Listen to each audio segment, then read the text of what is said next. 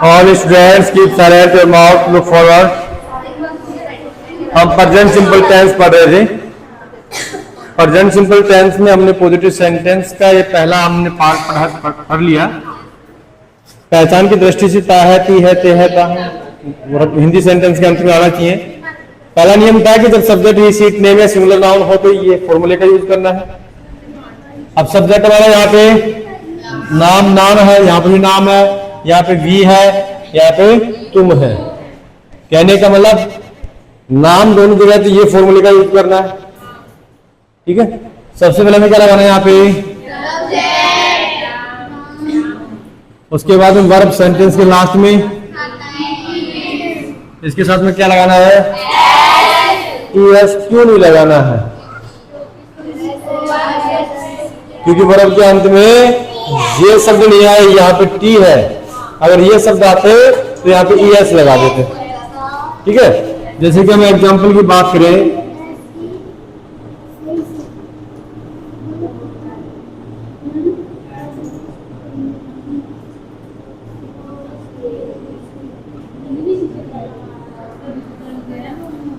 मोहन अंग्रेजी पढ़ाता है।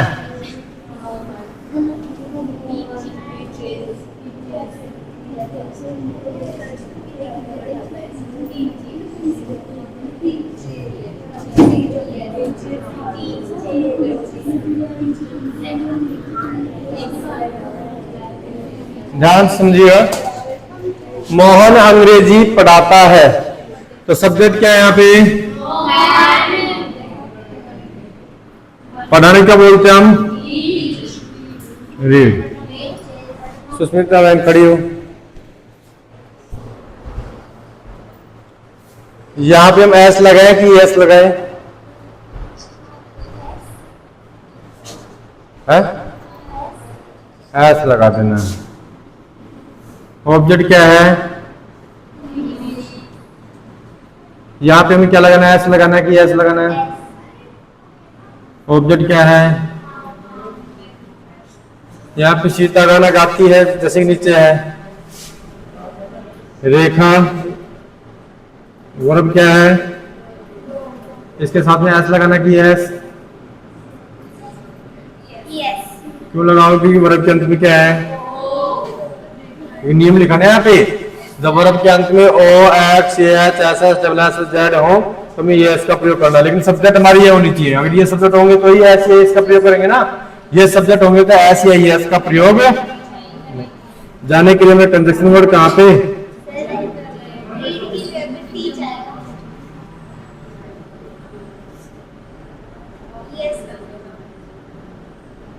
अब क्या लगना है?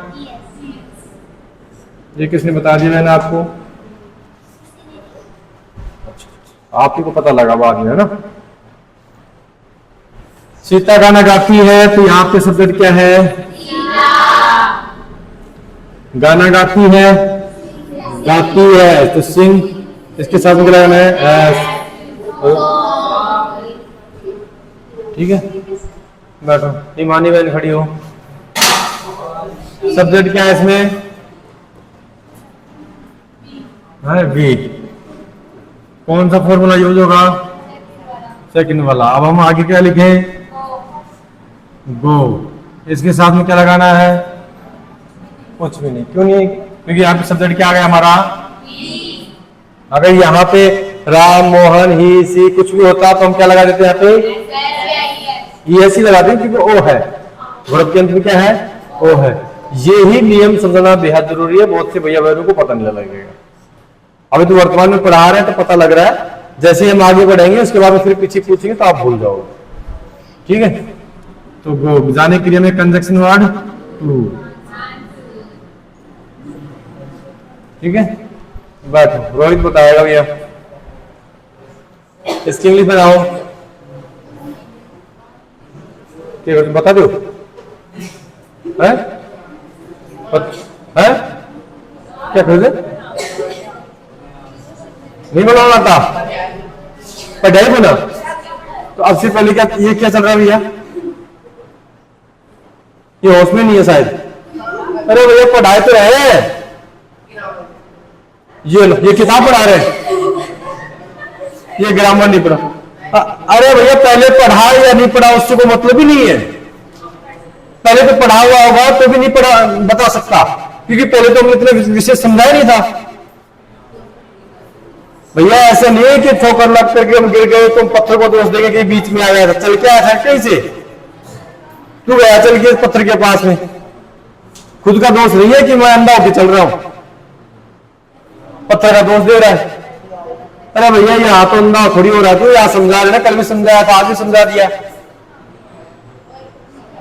तो कम से कम इतना तो ध्यान रखो, जो समझा रहे हैं उसका। इतने सेंटेंस बना दिए उसके बावजूद तेरे को समझ में नहीं आ रहा, इसका मतलब आउट ऑफ रेंज है, क्लास में है नहीं, मानसिक स्थिति ठीक नहीं है। निर्मल बता भैया, क्या नाम है? निर्मल है कि नमन? अरे उल्टा पुल्टा नाम हो रहा है। आप खड़े भैया, निर्मल ही खड़े हो, आप बैठो भैया, ध्यान रख लो, समझ इसको। हाँ, इसकी इंग्लिश बनानी भैया।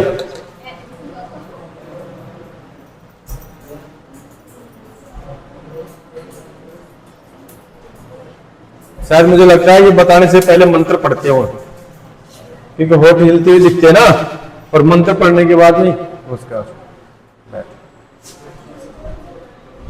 तो भैया ध्यान दिया ना। तो यहाँ पे सब्जेक्ट क्या हमारा? यू। और पढ़ने क्या बोलेंगे हम? रीड। उसके बाद में इंग्लिश। अब यहाँ पे हमें एस या एस नहीं लगाना। क्यों? क्योंकि हमारा सब्जेक्ट क्या है? समझ में आ गया क्या? अब इसका हम क्या बनाएंगे? Negative sentence. क्या बनाएंगे? Negative sentence. अब ध्यान दीजिएगा, नेगेटिव सेंटेंस का जो फॉर्मूला होता है वो मैं यहाँ पे राइट कर देता हूँ। Subject plus do